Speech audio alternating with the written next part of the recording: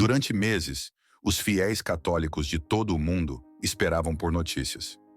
O Vaticano se preparava para anunciar a próxima rodada de canonizações, daqueles beatos a quem a Igreja reconhece oficialmente como santos no céu. Entre os nomes que se comentavam em paróquias e grupos de oração, estava o de um jovem em particular, Carlo Acutis. Mas quando o consistório oficial foi publicado, seu nome não aparecia em lugar nenhum. A decepção era evidente. Algo havia mudado? O Vaticano esperava por outro sinal? Ou o processo simplesmente havia sido adiado? No entanto, justo quando parecia que a canonização deste notável adolescente poderia ser adiada mais uma vez, a Santa Sé surpreendeu o mundo com uma reviravolta inesperada. Carlo Acutis será canonizado este ano, em 7 de setembro. E ele não estará só. Não foi um simples anúncio, foi um momento de sincronia divina. Nascido em 1991 e falecido com apenas 15 anos, Carlo Acutis se tornou um símbolo moderno de santidade.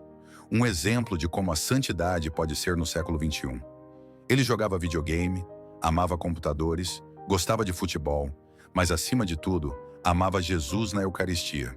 E esse amor definiu sua vida curta, mas poderosa.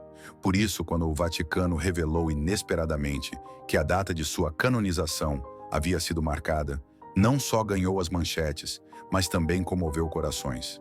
Esta é a história de como a canonização de Carlo aconteceu, o que significa para a Igreja hoje e por que este jovem adolescente italiano inspira milhões, incluindo toda uma nova geração de católicos. E como veremos, o momento deste anúncio pode ter um significado mais profundo do que imaginamos. Carlo Acutis não chegará sozinho à santidade. A Igreja confirmou que ele será canonizado junto a outra jovem figura do catolicismo moderno, o beato Pier Giorgio Frassati. Frassati, muitas vezes chamado de o Homem das Bem-aventuranças, foi um leigo italiano vibrante, conhecido por sua caridade, sua fé profunda e seu amor pelos pobres. Nascido em 1901 e falecido com apenas 24 anos, sua vida como a de Carlo foi curta, mas cheia de propósito e santidade. Ele amava as montanhas, servia aos necessitados e vivia sua fé não atrás dos muros de um mosteiro, mas nas ruas e vielas onde o sofrimento real clamava por amor. Originalmente, muitos esperavam que Pier Giorgio Frassati fosse canonizado sozinho, possivelmente durante o Jubileu da Juventude no final de julho.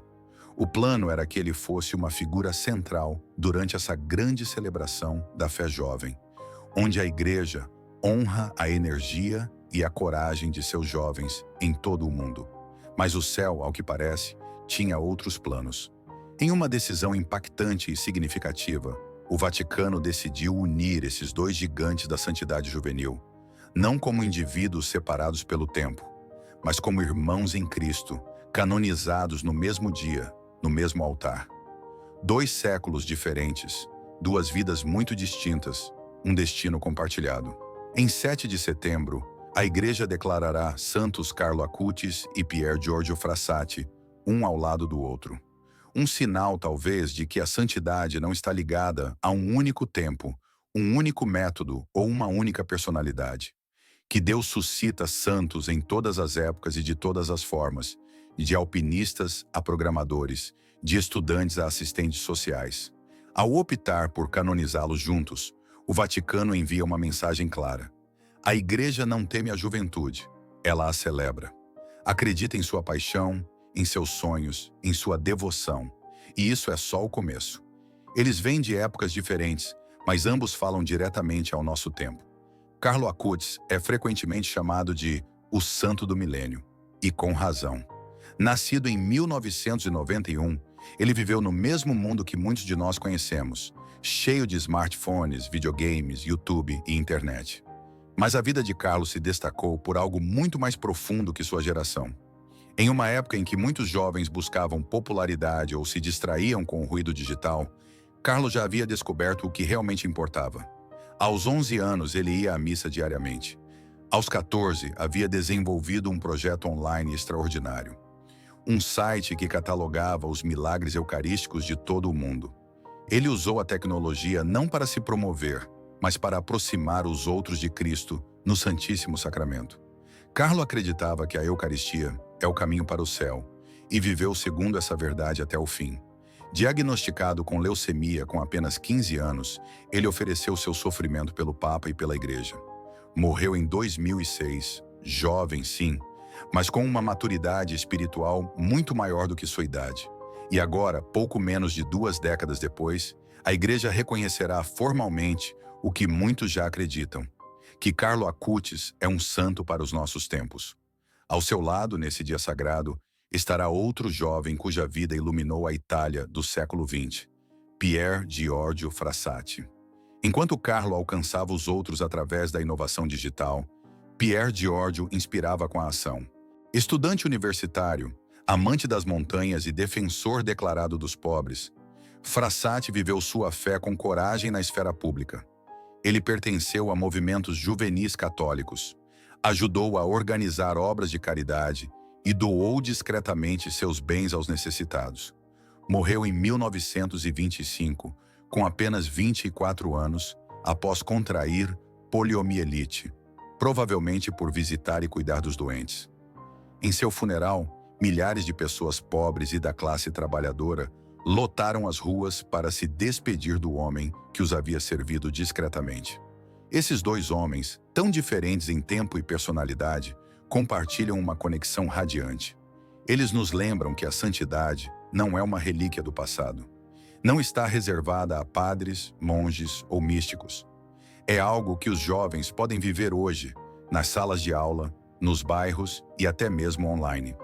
Durante o consistório, onde as canonizações de Carlo e Pier Giorgio foram confirmadas, o Vaticano também aprovou as datas de outros 7 beatos para serem elevados aos altares. Cada um deles, à sua maneira, testemunhou o amor transformador de Deus. Mas a canonização conjunta desses 2 jovens santos se destacou, não só pelo que diz sobre suas vidas, mas também pelo que diz sobre as nossas. Em um mundo em busca de exemplos autênticos de bondade, a Igreja exalta 2 de suas figuras mais brilhantes. Lembretes de que a santidade ainda é possível, poderosa e ainda está viva. Enquanto todos os olhares estavam voltados para a surpreendente canonização de Carlo Acutis e Pier Giorgio Frassati, o anúncio do Vaticano incluiu mais do que apenas esses 2 nomes. Como parte do consistório mais amplo, a Santa Sé confirmou que as cerimônias de canonização de 7 beatos adicionais serão celebradas mais tarde, em 19 de outubro, durante o Jubileu do Mundo Missionário. Esta celebração não é apenas simbólica, marca um momento especial dentro do ano jubilar da Igreja, uma ocasião dedicada a reavivar o espírito missionário que impulsionou o testemunho católico por mais de 2000 anos. É um lembrete de que a santidade não é alcançada em silêncio ou no conforto, mas no coração do serviço, do sacrifício e da fé compartilhada com o mundo. Entre os que serão canonizados em 19 de outubro, estão 2 figuras venezuelanas extraordinárias que já deixaram um profundo legado na América Latina e além. Em primeiro lugar, José Gregório Hernández, muitas vezes conhecido como o médico dos pobres. Nascido em 1864, foi um médico brilhante e um católico devoto que dedicou toda a sua vida a curar feridas, tanto físicas quanto espirituais. Em vez de buscar riqueza ou prestígio, ele percorria as ruas de Caracas, oferecendo atendimento médico a quem não tinha recursos para pagar. Sua bondade, humildade e generosidade o tornaram um símbolo de compaixão em tempos de dificuldades políticas e econômicas. Morreu tragicamente em 1919, após ser atropelado por um carro enquanto atendia um paciente. No entanto, no século desde sua morte, a devoção a ele só cresceu, especialmente entre os doentes, os pobres e os profissionais da saúde que o veem como um modelo de santidade na medicina. Sua beatificação em 2021 foi celebrada com alegria nacional em toda a Venezuela, e sua canonização em outubro será motivo de imenso orgulho e encorajamento espiritual, não apenas para sua pátria, mas para todo o mundo católico. A segunda venezuelana a ser canonizada é Maria de Los Angeles Rendiles Martínez, conhecida simplesmente como Madre Maria de São José. Uma mulher de profunda oração e serviço incansável. Nasceu em Caracas em 1903 e ingressou na vida religiosa na adolescência. Sua vocação a levou a fundar as Servas de Jesus da Venezuela, uma congregação religiosa dedicada à devoção eucarística e à educação de crianças e pobres. Apesar da instabilidade política, da pobreza e dos frequentes sentimentos antirreligiosos, Maria permaneceu firme em sua fé e liderança. Seus escritos espirituais, sua disciplina serena e seu coração maternal tocaram gerações de venezuelanos, especialmente mulheres que buscam um exemplo de santidade na vida moderna. Suas canonizações, programadas para o jubileu do mundo missionário, refletem mais do que uma honra individual. São um sinal da profunda conexão da Igreja com a América Latina, um continente de fé vibrante, sofrimento heróico e evangelização audaciosa. Juntos esses santos, jovens e idosos, digitais e tradicionais, europeus e latino-americanos, formam uma tapeçaria de santidade que abrange geografia, cultura e tempo. Quando o Vaticano anunciou oficialmente a canonização de Carlo Acutis, a resposta foi imediata e avassaladora. Da Europa à América Latina, de escolas católicas nos Estados Unidos a igrejas remotas na África e na Ásia, milhões de fiéis responderam com alegria, gratidão e uma esperança renovada. Para muitos, este momento não era apenas sobre o reconhecimento da Igreja a um adolescente. Era sobre algo muito maior, a confirmação de que a santidade ainda está viva e é alcançável no mundo de hoje. Carlo Acutis não é a imagem típica de santo que a maioria das pessoas imagina. Ele usava jeans e tênis, amava videogames e tinha uma paixão especial por Pokémon e Super Mario. Gostava de passear com seus cães, passar tempo com amigos e viajar com sua família. No entanto, além de tudo isso, ele viveu uma vida marcada por uma fé, uma maturidade e uma profundidade espiritual extraordinárias. Em uma era dominada pelas telas e redes sociais, Carlo conseguiu navegar pelo mundo digital sem perder de vista o eterno. Nasceu em 1991, em Londres, mas cresceu em Milão, na Itália. Desde pequeno, já se notavam sinais de que era diferente. Enquanto seus colegas costumavam se preocupar com coisas materiais, Carlo tinha uma inclinação natural para o sagrado. Ele pediu para receber sua primeira comunhão cedo, aos 7 anos, e depois raramente faltava à missa. Costumava rezar o terço sozinho, passava horas em adoração eucarística e priorizava a confissão semanal. Seus pais, embora culturalmente católicos, não eram praticantes profundos na época. Foi Carlo quem liderou o retorno à fé em sua casa, inspirando com ternura seus pais a retomarem uma vida mais devota. Apesar de sua crescente devoção, Carlo nunca perdeu o contato com a realidade, nem se isolou dos outros.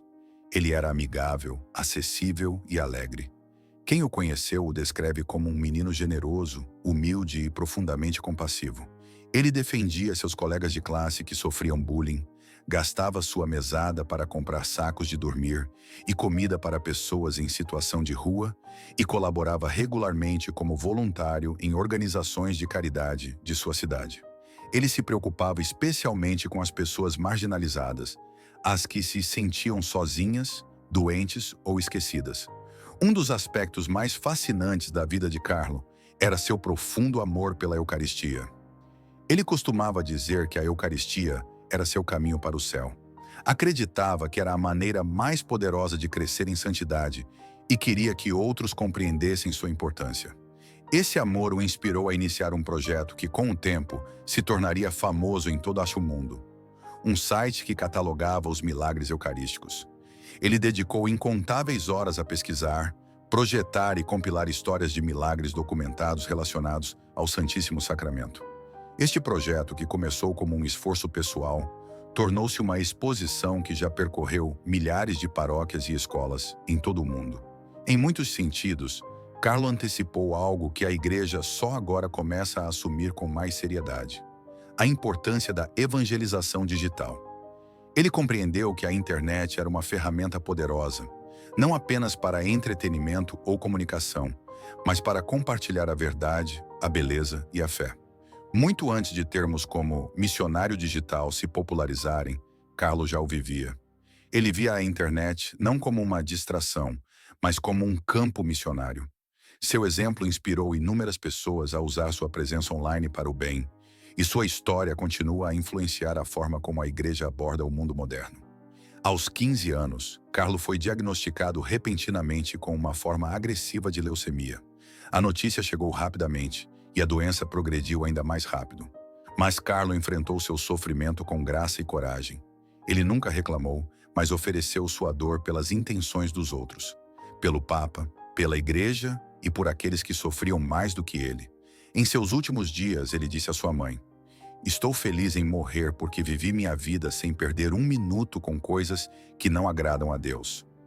Ele faleceu em 12 de outubro de 2006 e seu funeral contou com a presença de pessoas de todas as classes sociais: pobres, pessoas em situação de rua, ricos, jovens e idosos.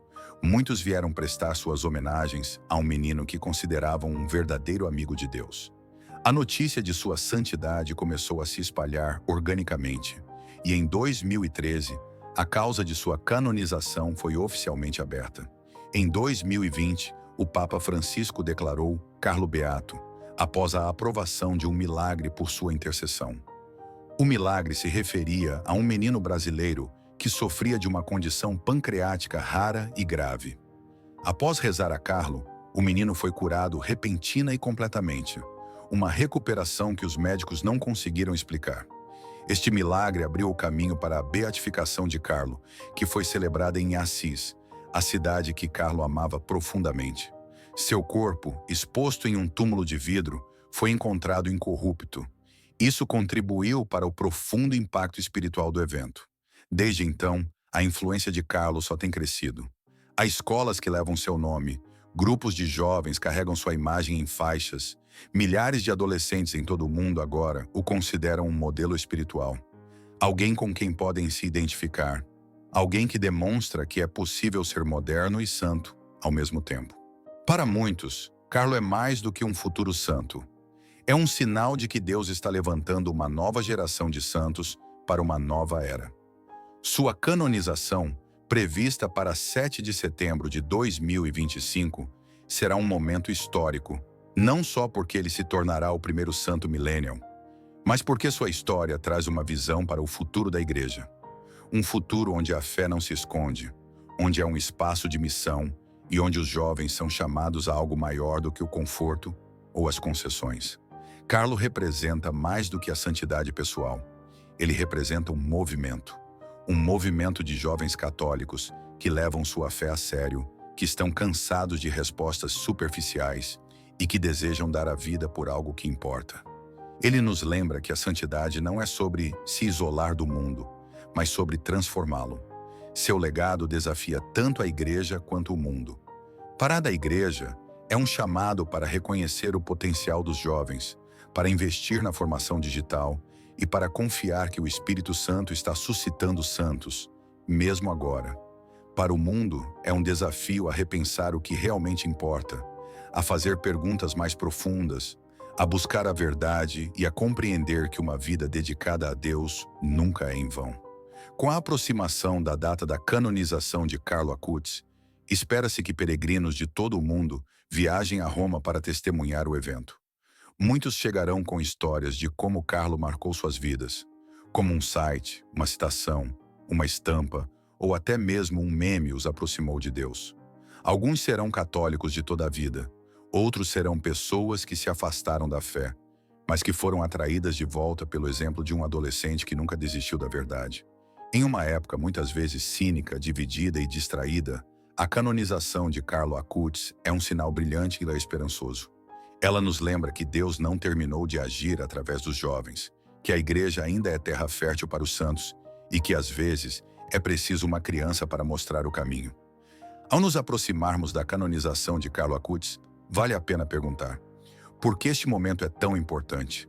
Afinal, os santos são canonizados regularmente. Ao longo dos séculos, a Igreja honrou milhares de homens e mulheres por sua virtude heróica. Muitos foram místicos, missionários, mártires, fundadores religiosos e papas. Alguns viveram na antiguidade, outros em épocas mais recentes. Mas com Carlo, algo é diferente. Sua história é impactante porque é muito próxima da nossa. As roupas que ele vestia, a tecnologia que usava, as dificuldades que enfrentou são familiares para qualquer um que viva hoje. E, no entanto, sua resposta a essas coisas foi tudo, menos comum. Em muitos sentidos, a canonização de Carlo não é apenas uma celebração de sua vida, é um desafio à nossa. Ele viveu em um mundo semelhante ao nosso, agitado, acelerado, cheio de distrações, tentações e superficialidade. Mas enquanto outros se obcecavam com a busca por likes ou as modas, Carlos se concentrou discretamente em se tornar um santo. Não uma celebridade, não um gênio, não um milionário. Um santo. Essa decisão não o tornou chato ou retraído. Pelo contrário, o tornou mais vivo. Ele era alegre, gentil, criativo. As pessoas se sentiam atraídas por ele porque ele tinha algo que a maioria de nós deseja, mas poucos encontram: paz, autenticidade e propósito. E é precisamente por isso que a igreja o está exaltando agora. Porque em uma época em que tantos jovens se sentem perdidos, ansiosos ou inseguros de sua identidade, Carlo oferece algo diferente. Não apenas conselhos, mas um exemplo vivo. Ele não desperdiçou sua adolescência tentando se encaixar. Ele não se vendeu à cultura. Ele não trocou a alegria eterna pelo prazer momentâneo. Ele descobriu, mesmo quando criança, que a vida não é sobre colecionar experiências. É sobre se tornar quem Deus te criou para ser. Sua canonização, então, não é apenas uma homenagem a uma vida santa. É um convite. Um convite para redescobrir a beleza de uma vida enraizada em Deus.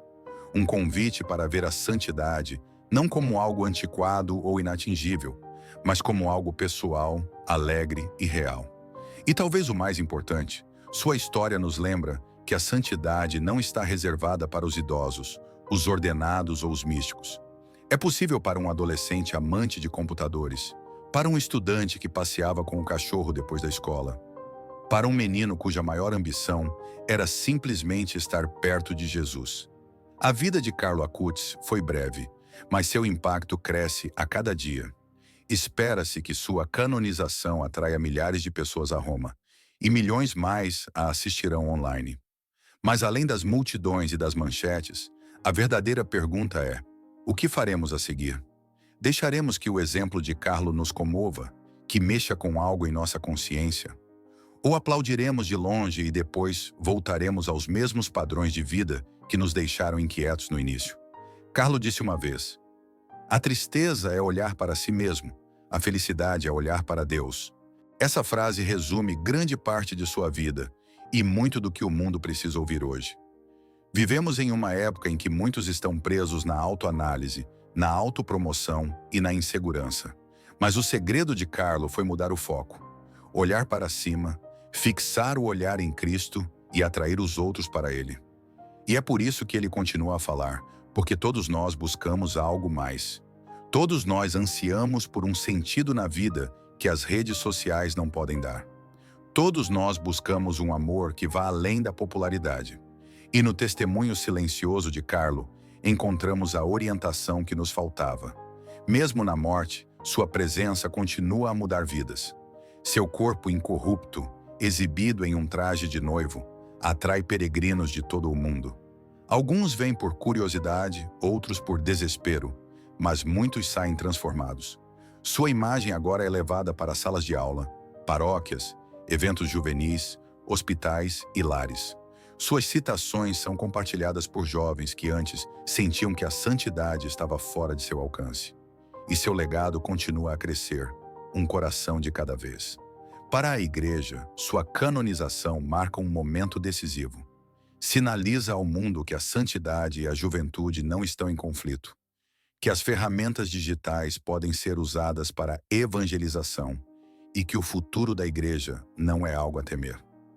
Ele já está aqui e é vibrante. Em um sentido muito real, a canonização de Carlo é também uma canonização da esperança. Esperança de que os santos ainda caminhem entre nós. Esperança de que os jovens possam liderar com fé. Esperança de que Deus continue a suscitar testemunhas em tempos de confusão e dúvida. Ao olharmos para a cerimônia de canonização em Roma, não somos apenas espectadores, somos participantes, porque cada canonização é um lembrete do que todos nós somos chamados a ser. A santidade não é a exceção, é a meta. E se Carlo pôde viver essa verdade, apesar de todos os desafios do nosso mundo moderno, nós também podemos. Pode ser que não sejamos gênios da computação, pode ser que não criemos sites nem cataloguemos milagres, mas podemos rezar diariamente. Podemos ir à missa, podemos tratar os outros com bondade, ajudar os pobres, amar a Eucaristia e dizer sim à vontade de Deus em nossas vidas. Isso é tudo o que Carlo fez e é tudo o que é necessário. Em 7 de setembro, quando Carlo Acutis for oficialmente declarado santo, o céu e a terra se unirão em celebração. Mas o verdadeiro legado desse dia não será escrito no Vaticano, mas em cada coração que decidir seguir seu exemplo. Não precisamos ser perfeitos para ser santos, só precisamos começar. Carlo já nos mostrou como. Que esta verdade nos desperte, que nos purifique, que nos leve ao confessionário e depois ao altar. Não com presunção, mas com gratidão e assombro. Não somos chamados a ser mornos, somos chamados a ser santos. E o caminho para a santidade começa com a humildade, o arrependimento e a reverência. Recebamos a Eucaristia em estado de graça, com corações limpos e amor ardente. Então não será um pecado, mas nossa salvação. Então não será julgamento, mas alegria. Então não será condenação, mas comunhão com o Deus vivo. Se este vídeo ressoou com você, convido você a curtir e se inscrever no canal, ativando as notificações para não perder nenhum dos nossos próximos conteúdos. Obrigado por me acompanhar até o final dessa jornada. Até a próxima, meu querido amigo, e que Deus te abençoe sempre. Amém.